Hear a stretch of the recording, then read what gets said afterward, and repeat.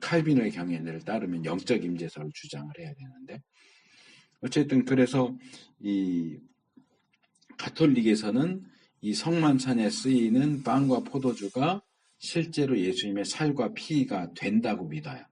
그러니까 그 빵을 받아 먹는 것은 실제로 예수님의 살을 먹는 거예요. 그러면 어떻게 돼요? 예수님의 살이 내 입을 통해서 내 뱃속으로 들어오잖아요. 그러니까 그리스도가 내 안에 들어오는 거예요. 이게 성례전적인 견해예요. 그렇게 해서 그리스도와 내가 하나가 된다는 거죠. 그래서 이런 화채설이나 이런 성례전적인 견해는 이것은 내 몸이고 이것은 내 피다라고 하는 이 성찬식 제정하시는 예수님의 말씀을 문자적으로 해석한 것에 근거한다. 그냥 예수님이 내 몸이다 그랬으니까 내 몸이야. 이제 루터가 고민했던 게 그거거든요. 내가 세대주의 그런 거. 세대주의하고는 조금 달라요. 세대주의도 문자적인 해석을 하지만 이 성찬식에서 이 문자적으로 해석하는 건 세대주의하고 직접 관계는 없어요. 내가 THM 할 때 그 원우회에서 논문 공모를 하잖아요. 칼빈의 성만찬에 대한 개념이 어떻게 역사적 과정을 거쳐서 발전됐는가를 이제 연구해서 냈던 적이 있는데 칼빈이 굉장히 고민을 했어요. 칼빈은 어떻게 종교개혁자들이 이 성만찬 문제 때문에 서로 싸우고 갈라지지 않고 하나가 될 수 있을까를 고민하면서 연합을 이루려고 굉장히 노력을 많이 했는데 연합이 이루어지지가 않았어요. 다른 건 다 동의하고 했는데 이 성만찬 때문에 깨졌어요. 종교개혁자들이 쯔빙글리와 루터와 칼빈이 하나가 될 수 없었던 이유가 바로 이 성만찬에 있어요. 네. 근데 루터가 공제설을 주장하는 가장 큰 이유가 이거예요. 예수님이 스스로 이것은 내 몸이다 그러지 않으셨느냐. 근데 이게 왜 몸인데 왜 니들은 몸이 아니다 그러느냐. 근데 이 몸이다를 카톨릭은 완전히 문자로 해서 이제 몸이 된다. 화채설을 주장하는 거고 루터는 거기까지는 좀 어렵고 성육신 하신 예수님, 신인, 아직도 육체를 가지고 있는 예수님이 거기에 함께 계신다. 공제. 이런 주장을 한 건데 제가 볼 때는 저는 장로교에서 나서 자랐지만 성만찬에 있어서는 저는 칼빈보다는 루터 쪽이 더 옳지 않은가라고 생각을 해요. 화채설까지 가는 건 그건 잘못됐지만 공제설까지는 우리가 고려해 봐야 되지 않겠느냐. 부활 승천하신 예수님이 물론 성령님이 우리 안에 계시지만 지금 그리스도와 연합, 신비적인 연합에 있어서 그 육체를 입으신 예수님이 우리 안에 계시잖아요. 연합되잖아요. 그렇다면 예수님이 약속하신 그 성만찬에 그 안에 계실 수 있다고 보는 거죠. 근데 그것을 칼빈은 완전히 육적인 부분, 신비적인 부분을 제외하고 그냥 영적으로만 이해를 하고 쯔빙글리는 기념으로만 얘기하는데 나는 이 신비적인 측면을 감안한다면 공제설도 가능하지 않을까라고 생각을 해요. 그러니까 이건 교회론 가서 더 다시 다루기로 하고 어쨌든 그래서 이것을 너무 문자적으로 해서 하는 것은 우리가 받아들이기 힘들다. 그래서 카톨릭에서는 성체조배라고 하는 게 있어요. 성체, 거룩한 성에다가 몸체자를 써서 그러니까 그 과자같이 생긴 게 신부가 기도하잖아요. 축성한다고 그러는데 기도하면 이게 그리스도의 몸이 되잖아요. 그러면 이 그리스도의 몸이니까 그게 뭐냐면 그게 예수님인 거예요. 그러니까 거기에다가 절을 해요. 아, 예수님 오셨어야 하고 이 빵한테 인사를 하는 그게 성체조배라는 거예요. 카톨릭에서 하는. 예. 참석했었어요. 예. 몰라 그냥 한번 갔는데 다른 사람 그 과자 같은 동그란 거 주는데 오늘 안 주지 뭐 이제 어릴 때 호기심이 어떤 거로 하고 그래. 세례를 받아야 주지. 그것도. 예.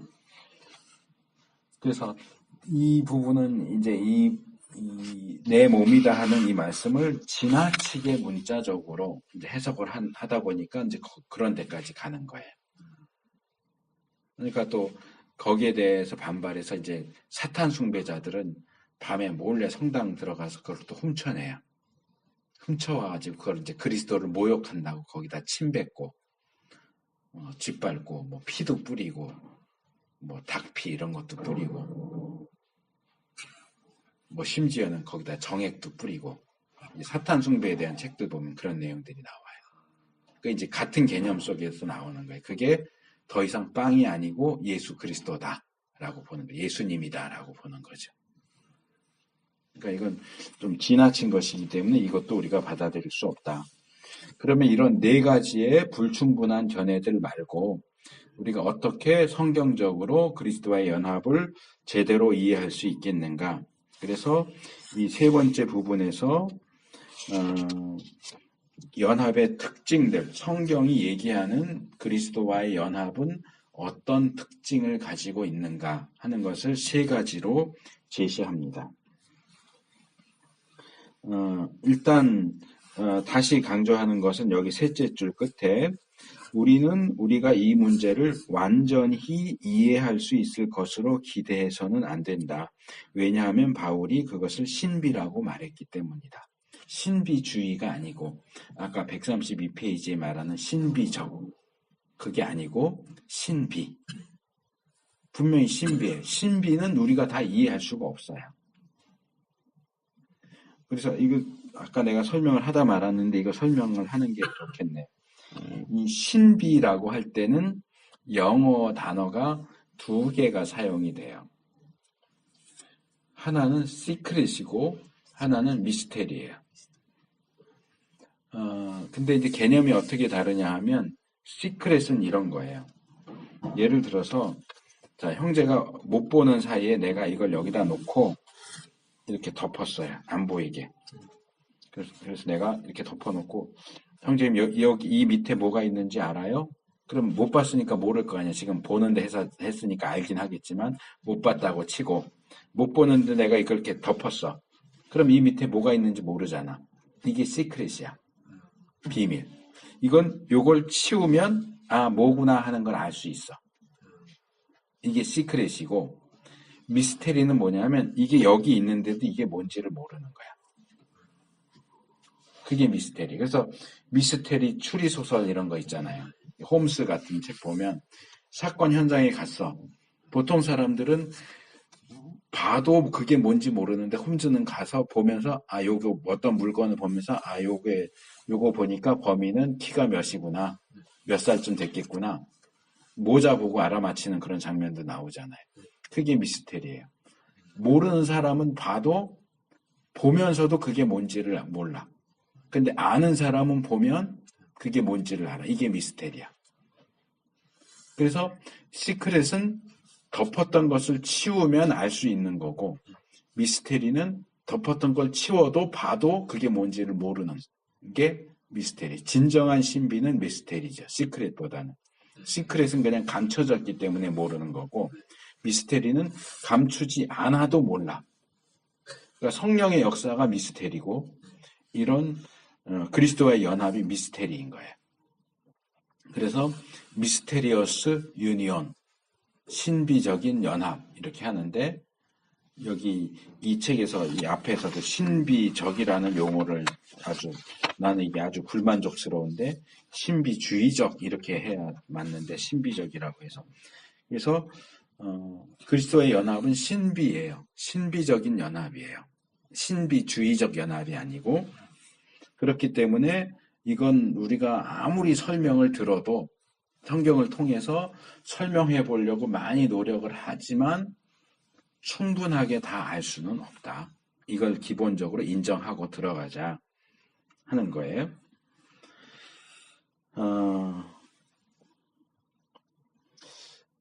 그러면서 이 비밀에 대한 것을 에베소서 5장 32절, 골로새서 1장 26절에서 27절을 가지고 오면서 이 비밀이 크도다. 특별 계시를 통하지 않고서는 알 수 없는 사실이다. 근데 이 설명은 잘못됐어요. 틀렸어요.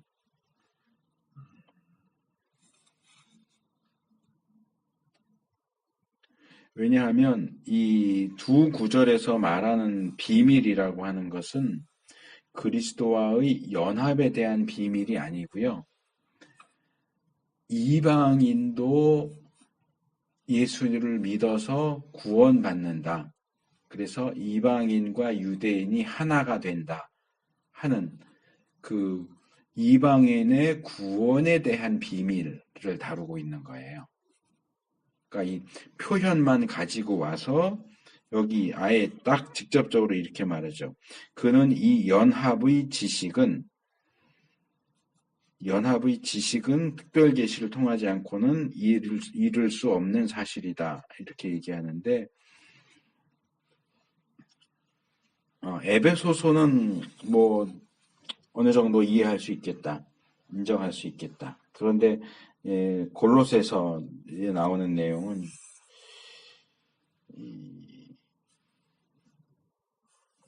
이 비밀의 영광이 이방인 가운데 어떻게 풍성한 것을 알게 하려면 이거는 이방인 구원에 대한 비밀.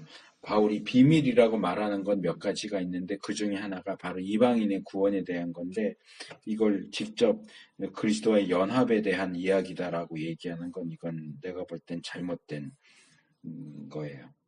자, 그래서 연합의 특성들 첫째, 그리스도의 연합의 첫 번째 특성은 법적인 것이다.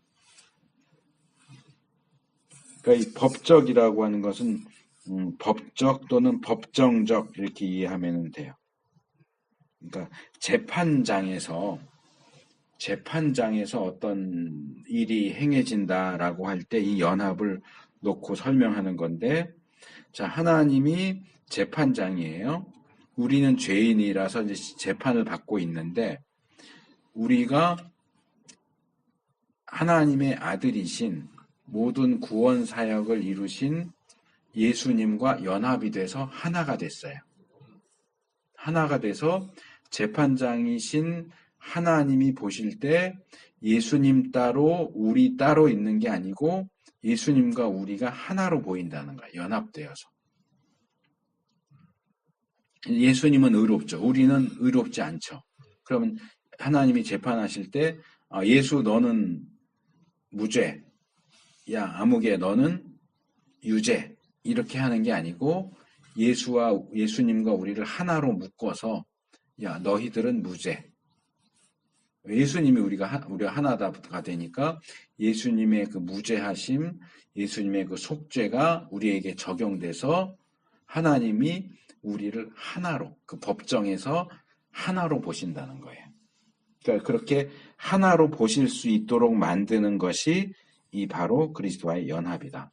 그래서 그리스도의 연합은 법정적인 특징을 가지고 있다. 둘째로 영적이다.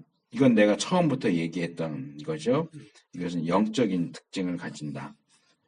이건 뭐 굳이 설명을 안 해도 되는데 이 연합이 성령에 의해서 이루어진다 하는 부분을 강조하고 있죠. 그래서 존 머레이의 말이 그 단락 제일 끝에 나오는데 성령이 그의 영이 우리 안에 거하시면 그리스도께서 우리 안에 거하시고 그는 성령으로 말미암아 우리 안에 거하신다.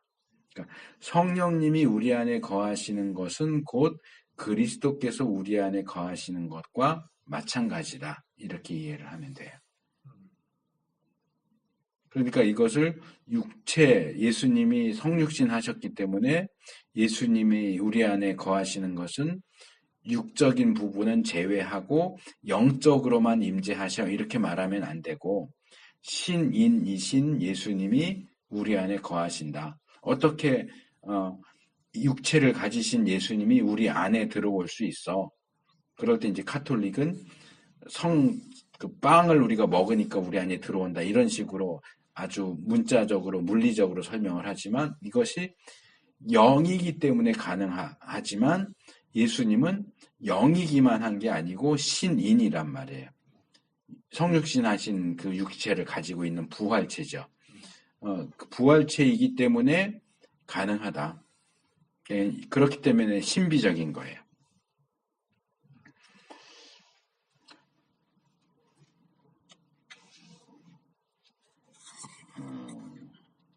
그리고 이 영적이라는 것이 이제 두 가지로 설명되는데, 첫째는 이제 성령에 의해서 이루어지기 때문에 영적이다 하는 거고, 둘째로는 이것이 영들의 연합이기 때문에 우리의 영과 예수의 영이 하나 되는 것이기 때문에 그렇다 하면서, 아까 또 얘기했지만 예수님의 양성론에서 사용됐던 표현을 여기서 다시 사용하고 있어요. 삼위일체에서 한 본질 안에 있는 인격들의 연합이 아니다. 우리가 예수님과 연합하는 것은 삼위일체 하나님이 성부, 성자, 성령이 연합하는 것과 같은 방식은 아니다. 왜? 우리는 신이 아니니까. 삼위일체 하나님은 모든 면에서 동등하시고 같으시니까 대등하게 하나가 되시지만, 우리가 예수님과 하나가 된다라고 할 때는 우리 쪽이 훨씬 처지죠. 그러다 보니까 삼위일체 하나님의 연합과 우리와 그리스도의 연합을 같은 방식으로 보면 안 된다. 둘째로, 그리스도의 경우처럼 예수님의 한 인격 안에 신성과 인성이 함께 있는 것처럼 보아도 안 된다. 그것과도 다르다. 셋째로, 두 조각의 금속을 용접해서 붙이는 것처럼 물리적으로 연결되는 것도 아니다. 그러면서 이것은 어떤 면에서 그들의 어느 한쪽도 압도하지 않는, 우리가 아까 불충분한 견해에서 살펴봤던 신비주의적 연합이 그거죠. 우리가 흡수돼 버리잖아요. 그렇게 되지 않는 영과 영, 우리의 영과 그리스도의 영이 연합하는 것이다. 그래서 영적인 것이다. 성령에 의해서 되기 때문에 영적이고, 영들이 연합하는 거기 때문에 영적이다. 세 번째로, 생명이 있다. 그런데 생명적이다. 이렇게 말해야 될 거예요. 생명적이다. 바이탈. 그리스도의 생명이 우리의 생명 속으로 들어와서 우리의 내적인 본성을 새롭게 하고 영적인 힘을 공급해 주는 그런 특성을 가진다. 그래서 이것을 네 가지로 다시 설명을 해요. 페이지 넘어가면 136페이지에 자연과학에서 인공호흡하는 거, 구강 대 구강. 그러니까 기절해 있는 사람이 숨이 멈춰 있어서 그 사람 숨쉬게 하려고 내가 그 사람 숨을 대신 쉬어주잖아요. 공기 빨아들여서 입어 넣어주고 강제로. 그래서 구강 대 구강 소생법이나 인공시장, 심장. 그러니까 우리 심장이 아닌데 내 몸 바깥에 있는 인공 심장이 내 몸에 피를 돌려주는 것처럼 그리스도가 그 역할을 한다는 거죠. 내 숨을 대신 쉬어주고 내 심장 대신 예수님이 심장이 역할을 하시는 것처럼 그렇게 볼 수 있다. 세 번째로 여기 초심리학을 얘기를 하는데, 이건 또 심리학적인 내용해서 프로이드나 융 해서 무의식, 집단 무의식 이런 것들에 대한 설명들이 필요하기 때문에 지금 이미 좀 시간이 많이 가서 그걸 길게 설명할 수는 없고, 어떤 공통적인 부분을 가지게 된다. 이 정도로 이해를 하면 될 것 같아요. 우리가 충분히 이해하지 못하는 어떤 방식으로 우리 안에 거하면서 우리의 참다운 생각들과 감정들에 영향을 미친다. 네 번째로, 남편과 아내의 관계. 육체적으로도 하나가 되지만 정신과 마음에서도 하나가 된다.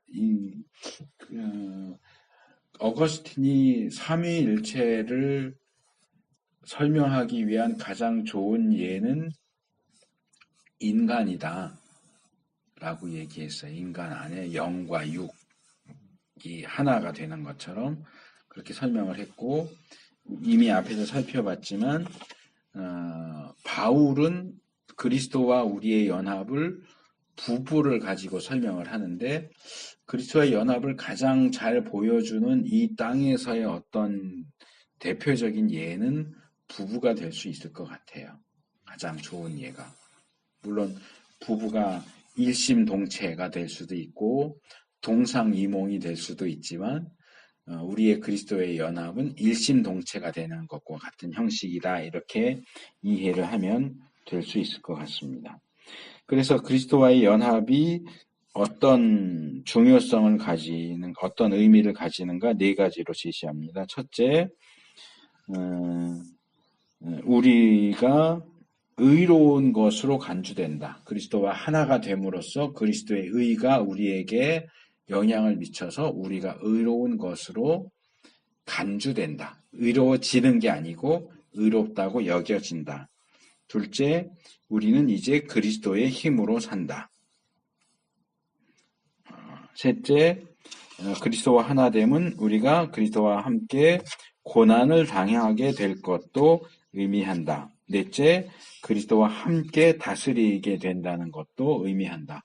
그러니까 그리스도와 연합한다는 것은 아까 우리가 앞에서 살펴봤지만 모든 것을 우리가 그리스도와 함께 한다는 거예요. 죽는 것도 함께하고 사는 것도 함께하고 고난도 함께하고 영광도 함께하고 그리스도와 우리는 일심동체가 됐다 하는 겁니다. 자, 두 번째로 이 연합 설명하느라고 시간이 너무 많이 갔는데 자, 칭의입니다. 칭의. 조금 빠른 속도로 나갈게요. 자, 이 칭의를 설명하기 위해서 여기 여기 137페이지에 설명을 해주고 있는데 죄의 결과는 우리에게 이중적인 문제를 주는데 원죄를 다룰 때 죄책과 오염 이거 제가 얘기를 했어요. 전통적인 조직신학에서는 원죄하면 죄책, 오염, 죄에 대한 책임과 오염돼서 죄인으로 태어나게 된다 하는 이 두 가지를 얘기하는데 우리가 죄인으로 부패한 상태로 죄에 오염된 상태로 태어났다라고 하는 이 문제는 중생을 통해서 해결이 된다는 거예요. 오염된 우리를 새롭게 태어나도록 하시니까 이 부패와 오염의 문제는 중생이 해결을 해주고 죄에 대한 책임과 형벌의 문제는 바로 이 칭의가 해결을 해준다 라고 설명을 해주고 있어요. 이거 아주 좋은 설명인 것 같아요. 그러니까 원죄의 두 가지 문제를 각각 중생과 칭의를 가지고 해결을 하는 거죠.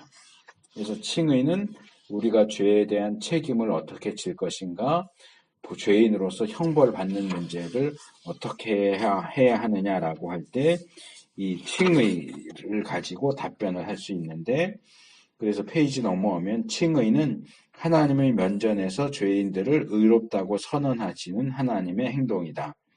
그러니까 이 용어 자체가 그랬지만 칭의, 의롭다고 칭한다. 칭한다 또는 여기 선언한다. 요것을 기억을 하는 게 중요합니다. 그러니까 실제로 의롭게 되는 게 아니고 의롭다고 봐주는 거예요. 간주하고 선언하고 칭하는 거예요. 그래서 칭의와 법정적인 의. 그래서 이 칭의는 가장 우선적으로 법정적인 개념이다 하는 것을 기억할 필요가 있습니다. 그래서 여기 이제 히브리어 짜디크에 대한 설명, 뭐 의롭다, 표준에 일치하다, 의롭다고 선언하다, 정당화하다.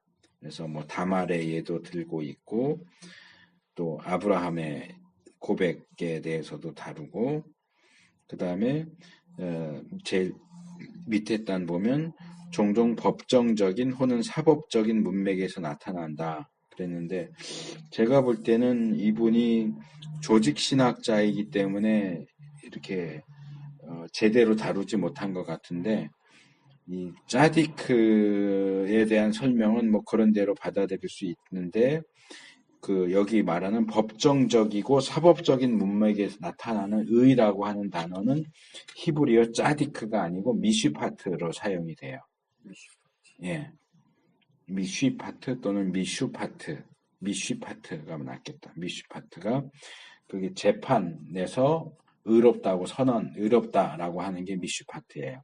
그걸 짜디크는 이 단어를 가져와서 설명하면서 미슈파트는 가져오지 않는 게 좀 아쉬운데, 이 법정적인 의의를 얘기하려고 한다면 미슈파트를 얘기를 해야 돼요. 그래서 이것은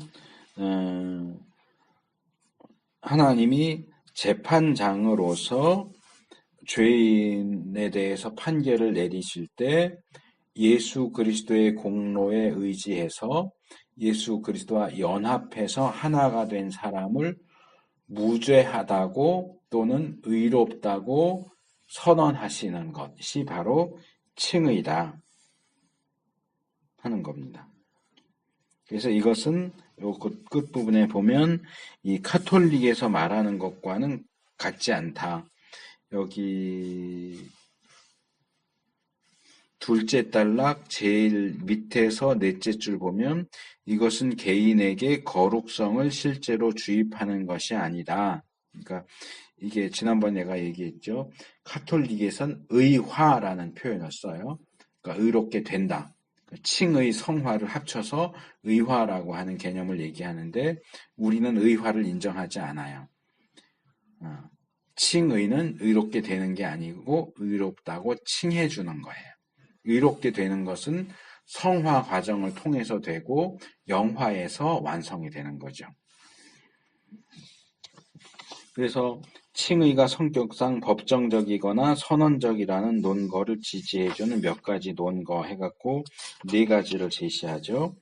첫 번째, 법이나 계약 앞에 형식상 서 있는 문제로서 우리의 신분을 결정하고 선언하는 사람인 재판관의 문제로서의 의의 개념. 이건 말을 너무 어렵게 해놨다. 그러니까 지금까지 설명한 거예요. 하나님께서 재판장으로서 어떻게 죄인을 무죄 방면하느냐, 그러니까 무죄를 선언하고 의롭다고 선언할 수 있느냐라고 할 때 바로 칭의는 그 문제를 다루고 있다. 재판정에서 무죄 선언하고 관련되어 있는 내용이다. 둘째, 로마서 8장 33, 34절에 있는 것처럼 의롭다고 하다와 정죄하다 이 두 개가 같이 짝을 이뤄서 나오는데 하나가 법정에서 행해지는 행동이라면 또 다른 것도 그러니까 정죄하다 당신 유죄 이렇게 하는 거 나온다면 무죄 이것도 역시 법정적인 행동을 가리키는 것이 아니겠느냐라고 보는 거죠. 그 외에도 마태복음 12장 37절 잠언 17장 15절 같은 경우들을 예를 들고 있고요.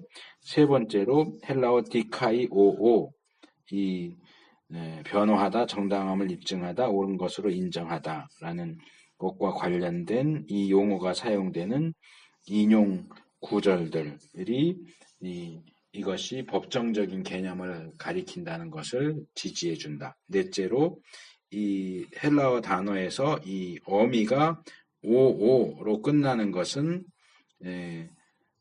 아조로 끝나는 것하고 달라서 하기 아조 그러면 거룩하게 만든다 그런 뜻이지만 디카이 오오는 거룩하게 의롭게 만든다가 아니고 의롭다고 여긴다, 의롭다고 선언한다 그런 뜻이다.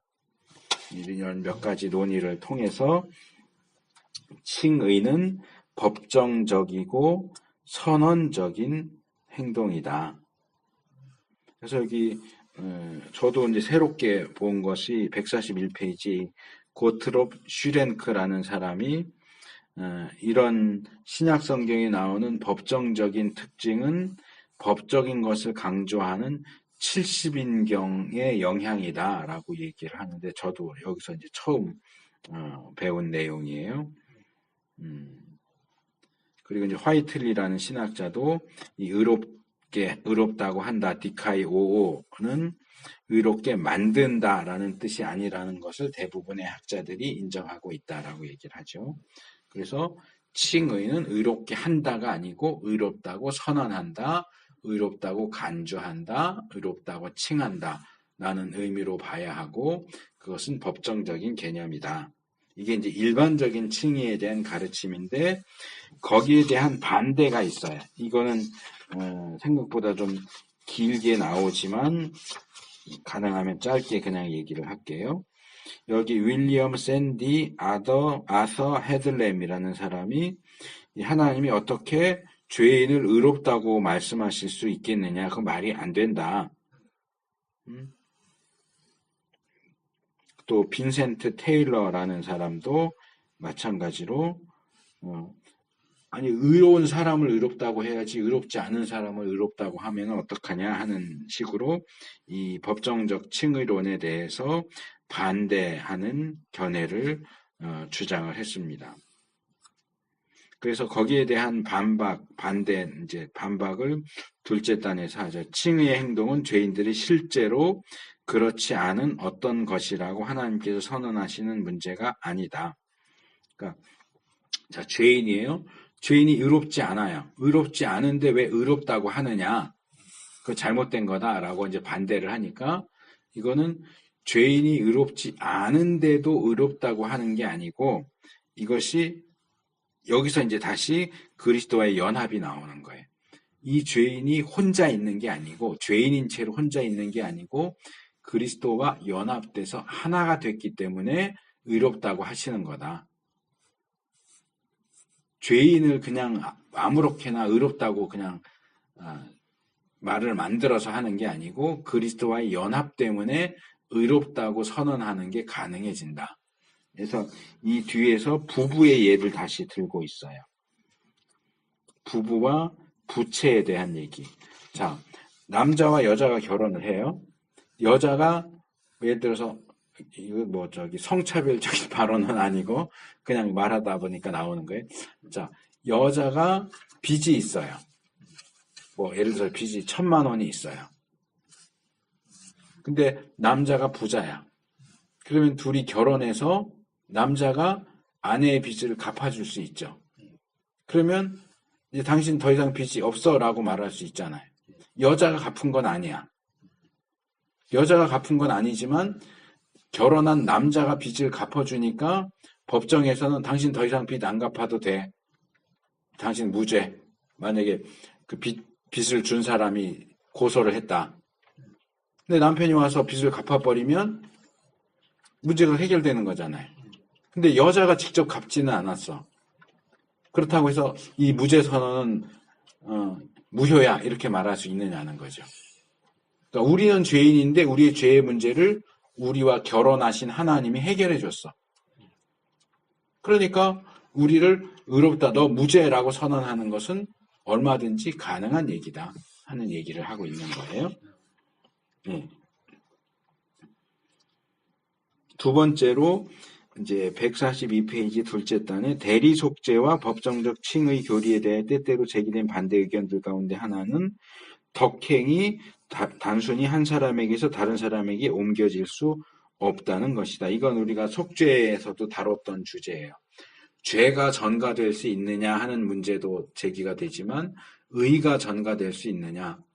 이 사람이 실제로 의를 행한 게 아닌데 다른 사람이 행한 의를 이 사람이 행한 것으로 인정하는 것이 가능하냐.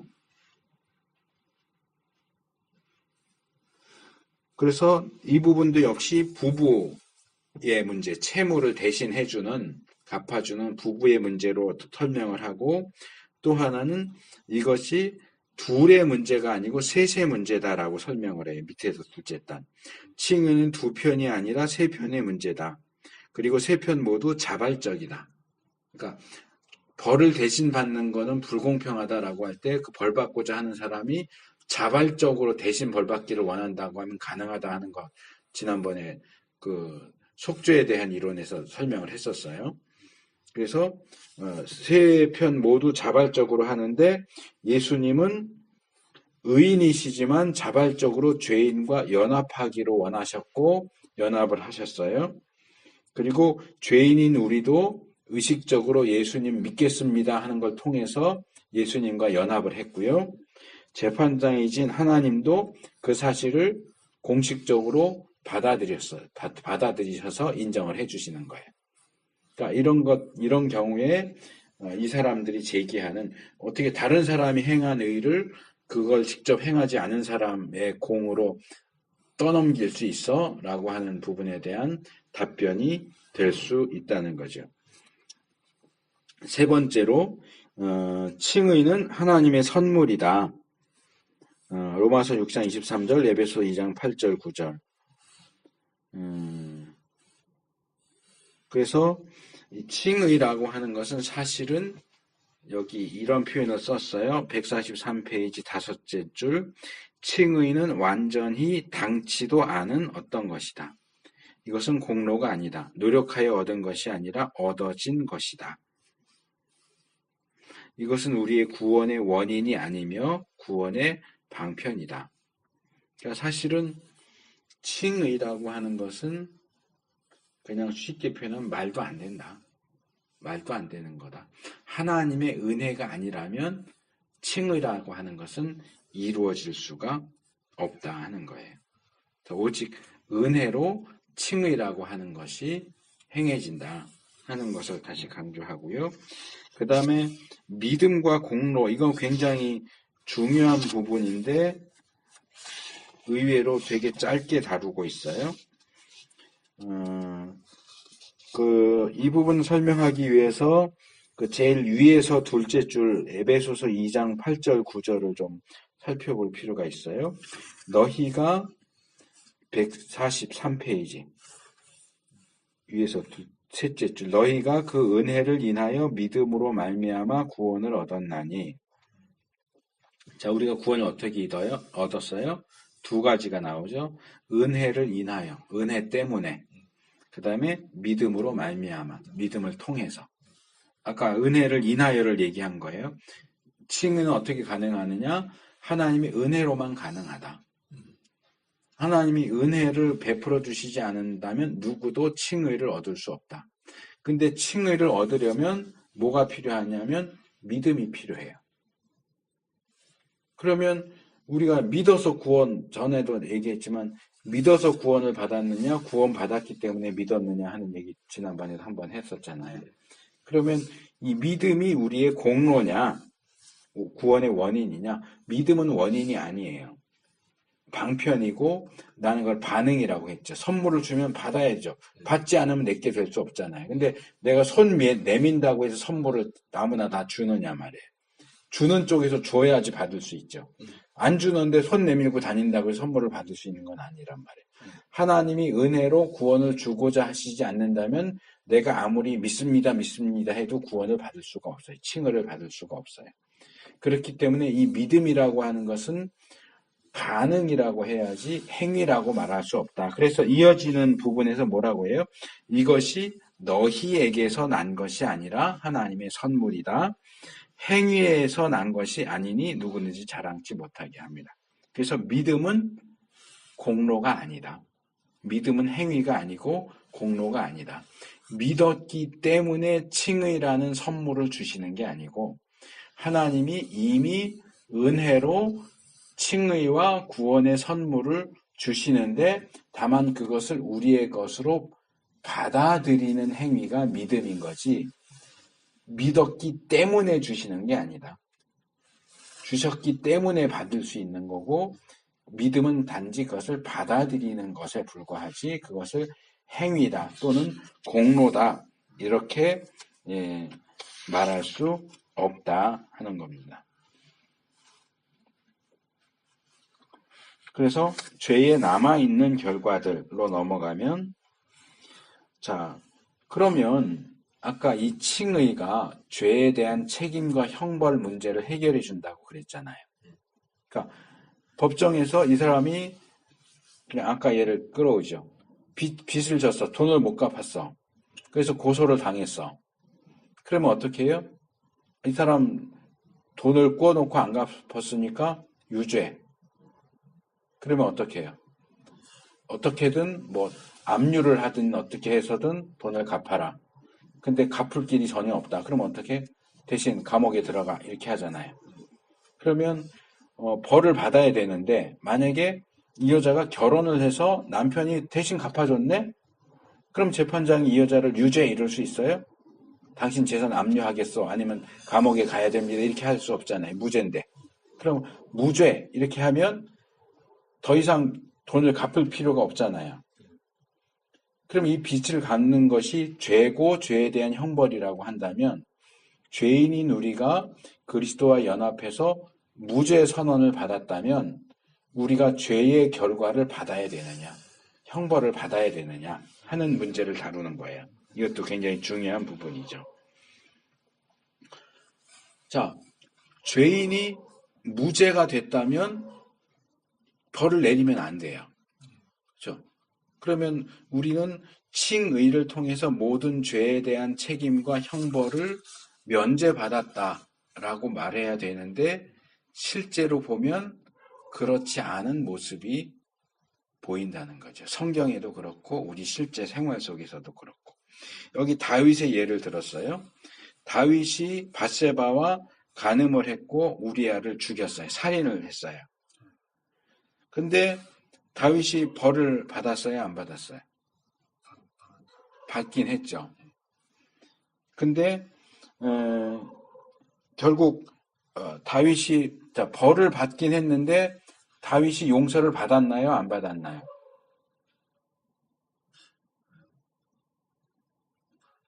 회개했나요? 안 했나요? 밧세바 사건 때문에 다윗이 회개를 했어요? 안 했어요?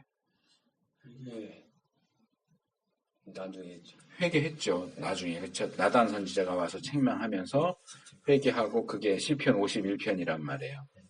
회개했고 결국은 용서를 받았어요. 다윗이 간음죄나 살인죄 때문에 지옥 가는 일은 없어요. 그러니까 죄책과 형벌을 면했다고 할 수 있죠. 하지만 완전히 그 죄에 대한 책임과 형벌이 없어진 건 아니에요.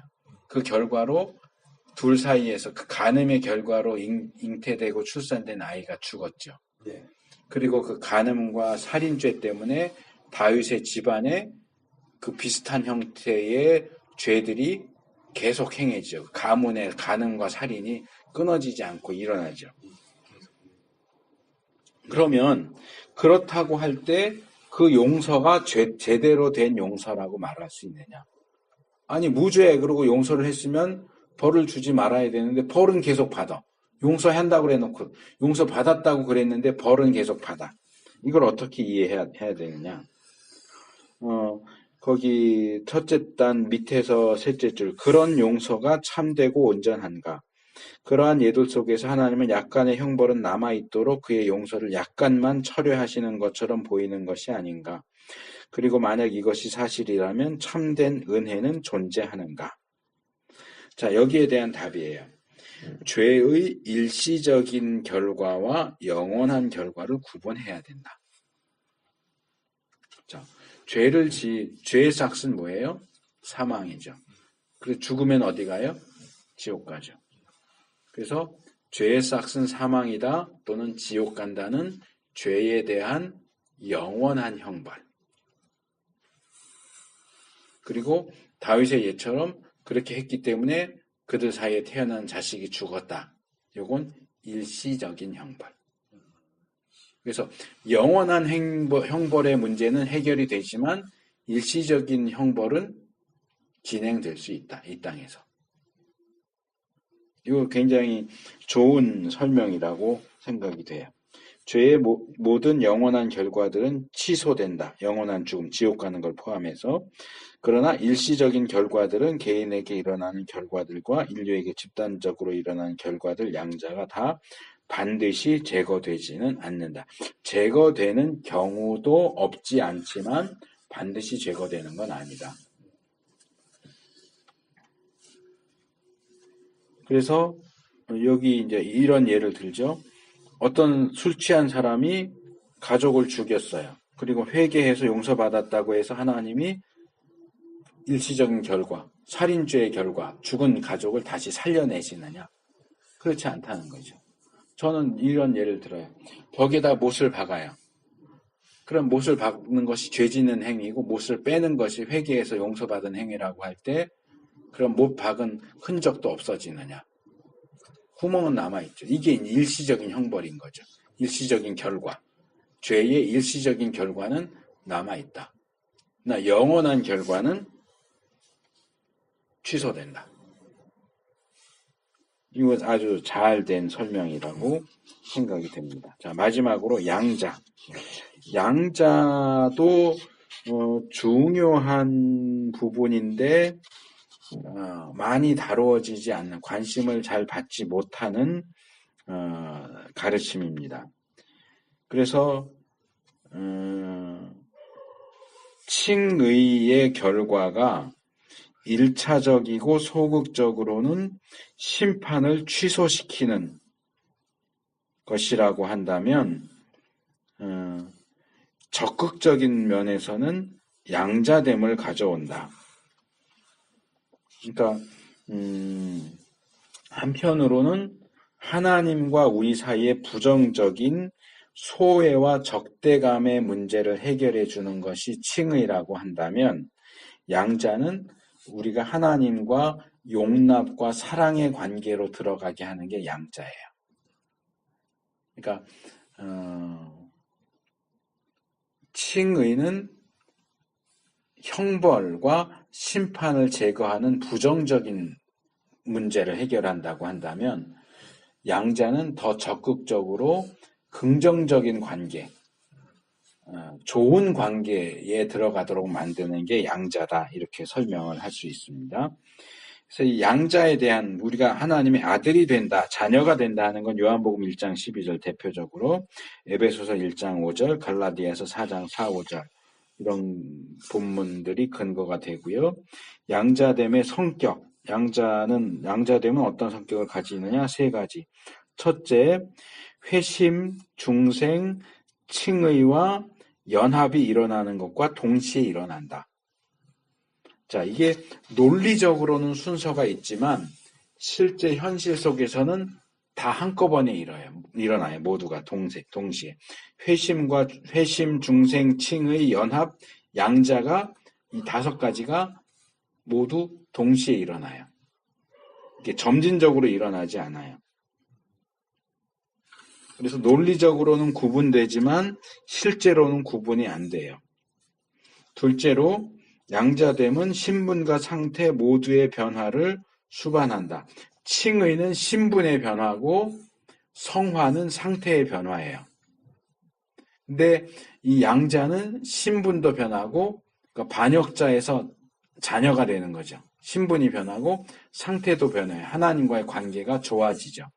그래서 이 양자는 칭의하고도 겹쳐지고 성화하고도 겹쳐지는데, 성화가 출발되는 지점에 해당된다라고 볼 수 있어요.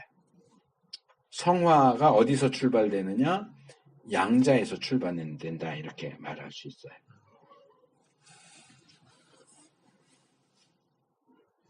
그래서 이렇게 말할 수 있어요. 칭의가 있고 성화가 있으면 양자는 여기 이렇게 걸쳐 있는 거예요. 그러니까 양자하고 칭의는 거의 겹쳐지고, 요 양자의 한 부분이 성화의 시작 부분과 이렇게 걸쳐 있는 거예요. 그래서 칭의의 부정적인 측면은 심판을 제거한다. 칭의의 긍정적인 측면이 하나님과 좋은 관계를 만든다. 이게 양자예요. 그러니까 양자는 칭의의 긍정적인 부분이에요.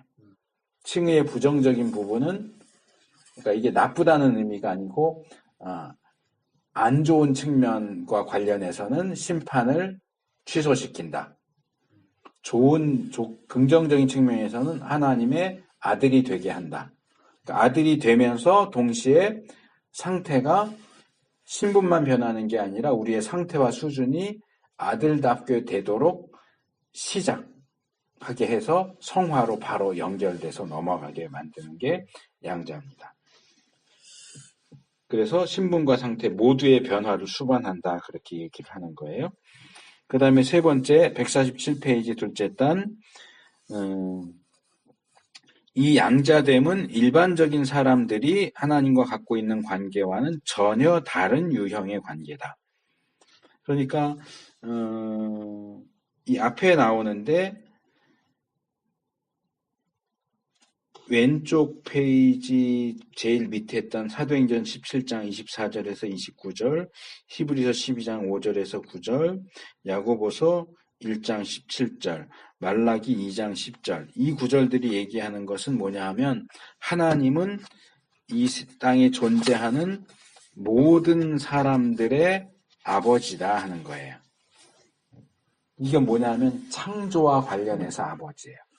모든 것을 만들었잖아요. 그러니까 믿지 않는 사람에게도 하나님은 아버지예요. 만드신 분이니까, 창조자니까.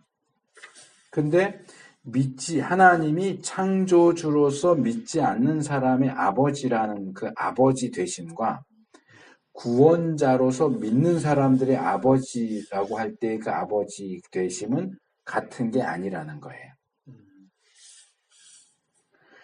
믿는 자의 아버지이신 하나님은 아버지로서 자기의 자녀인 믿는 자를 다 구원하시죠. 근데 창조자로서 아버지이신 하나님은 창조를 통해서 자녀된 모든 인간을 다 구원하지는 않아요. 아버지로 돌봐주시긴 하죠. 햇빛을 주시고 비를 주시고 공기를 주시고 하지만 하나님께 반역하고 돌아서지 않는 이들은 지옥으로 보내시죠. 아버지이시긴 하지만. 그러니까 그런 점에서 이 양자됨은 특별히 믿는 사람과 하나님과의 특별한 부모-자식 관계고 창조를 통한 일반적인 창조주이신 아버지와 피조물인 자녀와의 관계하고는 같은 게 아니다. 그 다음에 양자됨의 유익, 양자되는 것이 우리에게 어떤 유익을 가져다 주느냐를 6가지로 얘기합니다. 첫째는 용서입니다.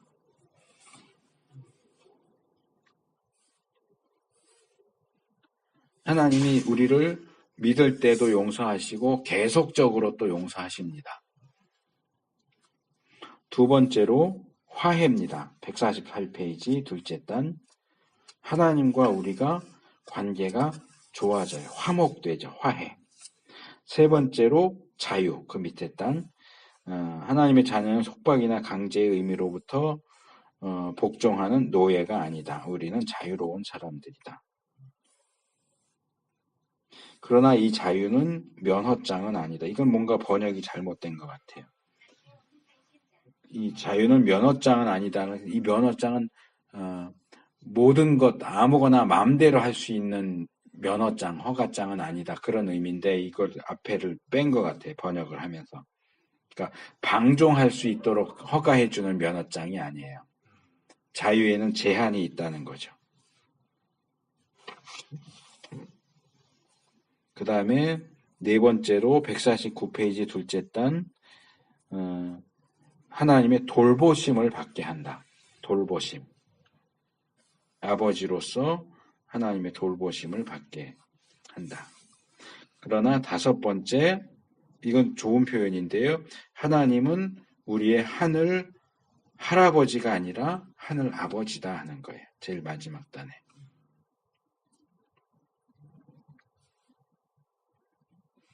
빨리 따라오세요.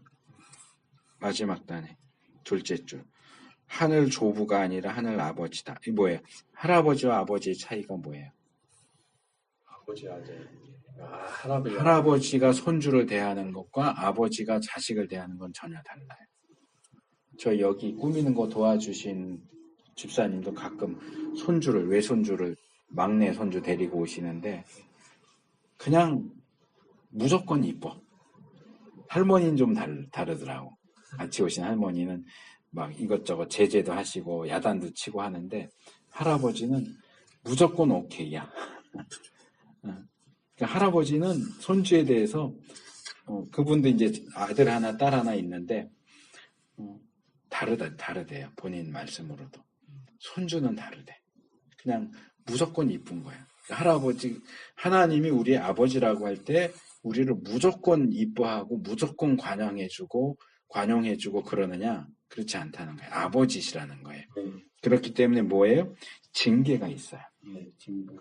그러니까 이쁘다 하면 할아버지 수염도 뜯는다 그러잖아요. 할아버지는 그런 관계가 될 수 있을지 모르겠지만 하나님은 하늘 할아버지가 아니고 하늘 아버지다. 징계하신다. 네. 그 다음에 마지막 6번째로 150페이지 둘째 단 호의. 우리를 수반한다. 하나님이 우리를 좋게 봐주신다. 우리에 대해서 선한 뜻을, 호의를 가지고 우리를 봐주신다. 그러니까 그렇다고 해서 이런 부분을 우리가 악용하면 안 되겠죠. 그렇지만 또 이런 부분들을 충분히 이해하고 숙지하는 것도 필요합니다. 그래서 우리가 하나님의 아들이 되어서 얻을 수 있는 여러 가지 유익들이 여기 있습니다. 자, 일단 여기까지 하고 쉬겠습니다.